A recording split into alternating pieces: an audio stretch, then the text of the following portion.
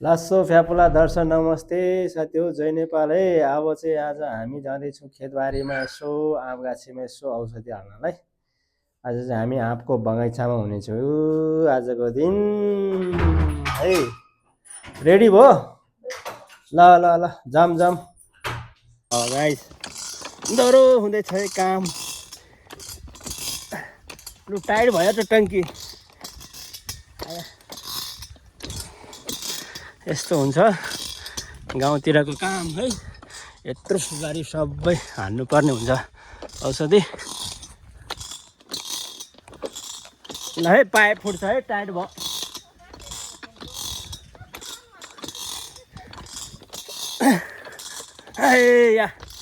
हे या जोड लगा के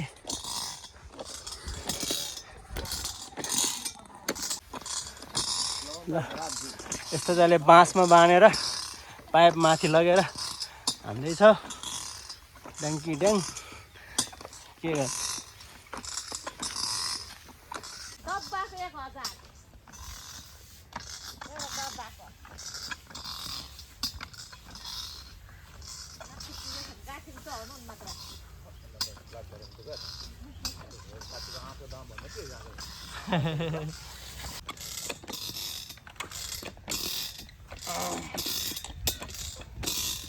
भाग्यो भाइ।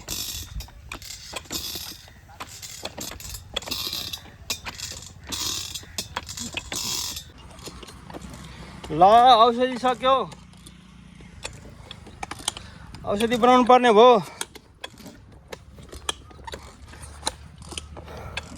औषधि सक्यो है, औषधि बनाउनु पर्ने भयो। ल पानी हालौँ यहाँ। यहाँले लास्टै थाक्यो त।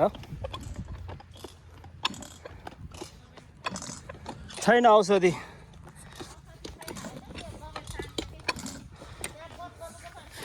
ल ल ल यहाँ अलिकति घोल्टे पारेर ल त्यो डुबाउ।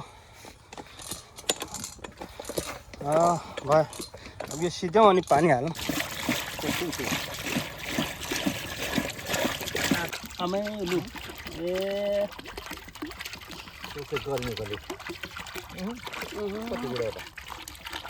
नाप जोक छैन, केही छैन। त्यस्तै भएर त अन्दाजै नभएर त पुरानो भन्ने त गुवा हाल्नु भएन। गुवा पुरानो भन्यो अनि 1.5 गजहरू त नहाले पनि हुन्छ। डेढ भनेको हिजो ल्याएको हो क्या यो पनि हो। अरू बेला त्यो तुरेर यो नापेर जोखेर नहालेकोले औषधिले काम गर्दैन क्या फेरि, अनि साइड इफेक्ट हुन्छ कि कामै गर्दैन औषधिले। अझ गर्नुपर्ने ठाउँमा कामै नभएपछि मेन जेठी हो यता हो।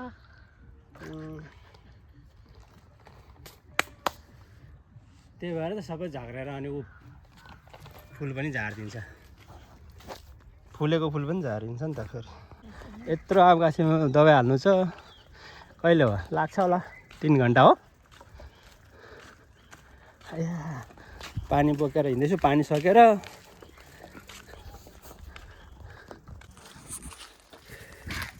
हेर पानीको बट्टा बोकेर यता अब आए।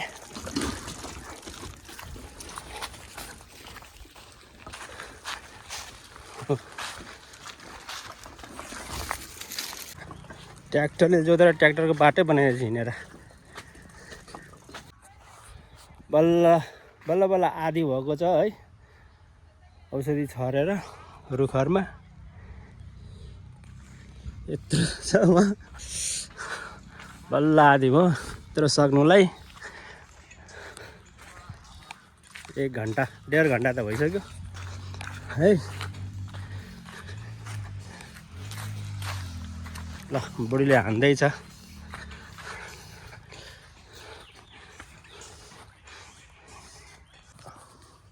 हावा खोलौँ, हावा आयो, अब आयो। यस्तो हुन्छ हौ बेला बेलामा। मिसिन पनि थाक्यो है क्या हो।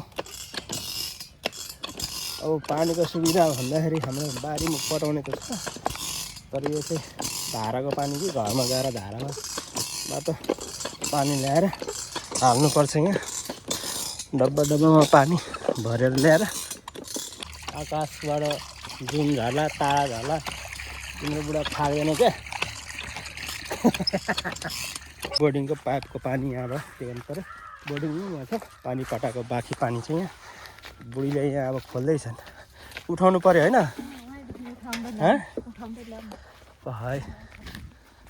त्यो तल राख न आयो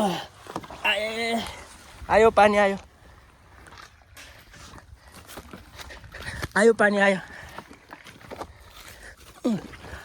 आयो है आयो